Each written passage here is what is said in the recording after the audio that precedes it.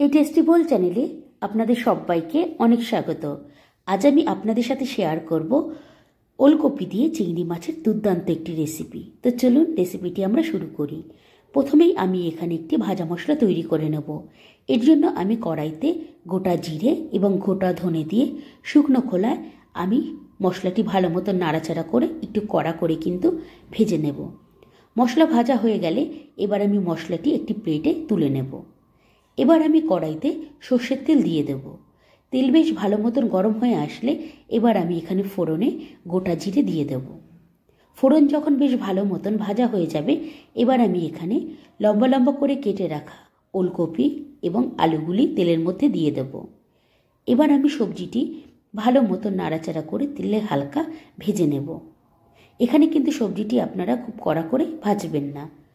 তেলের মধ্যে এরকম হালকা সাঁতলে নেওয়ার পরে এবার কিন্তু আমি এখানে কাঁচা লঙ্কা এবং আদা বাটা দিয়ে দেব।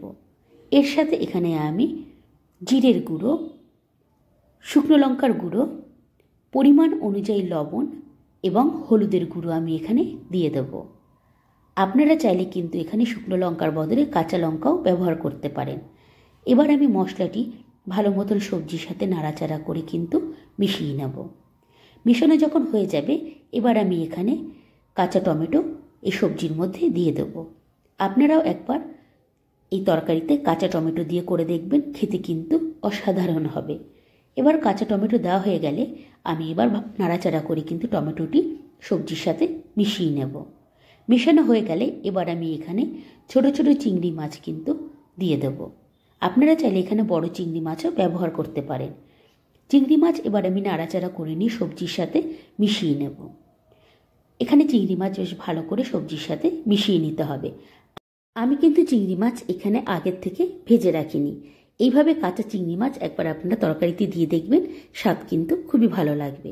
এবার আমি এখানে একটু পরিমাণ অনুযায়ী জল সবজির মধ্যে দিয়ে দেবো, যাতে সবজি ভালো মতন সেদ্ধ হয়ে যায়। এবার আমি জল দেওয়া হয়ে গেলে সবজিটি কিছুক্ষণ ধরে ফুটতে দেব। যখন সবজিতে এরকম জল কমে আসবে এবার আমি এখানে আগের থেকে ভেজে রাখা যে মশলার গুঁড়ো সেই গুঁড়োটা আমি এবার দিয়ে দেব। এবার আমি ভালো মতন এই মশলাটি সবজির সাথে মিশিয়ে নেব। আমি কিন্তু এখানে বেশি পরিমাণে ঝোল রাখিনি। আপনারা চাইলে কিন্তু এখানে ঝোলের পরিমাণ একটু বেশি রাখতে পারেন। এইভাবে আমি গা মাখাই কিন্তু এই সবজিটি করব।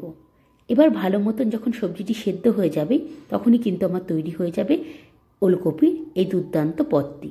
আপনারা কিন্তু একবার বাড়িতে অবশ্যই ট্রাই করে দেখতে পারেন, খেতে কিন্তু খুবই ভালো লাগবে।